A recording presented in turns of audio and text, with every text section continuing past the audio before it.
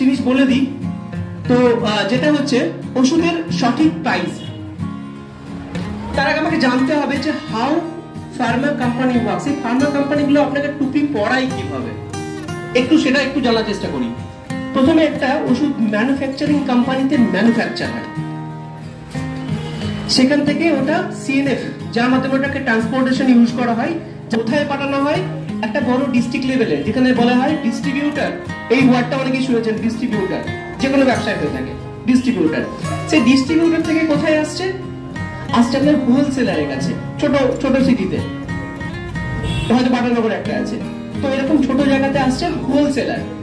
তারপরে আসছে এরকম আপনার এরিয়াতে 50খানা দোকান আছে, তো রিটেলার, যেখানে গেলে আপনি কিনছেন। তো manufacturer, CNF, distributor, wholesaler, retailer, then আপনি কাস্টমার।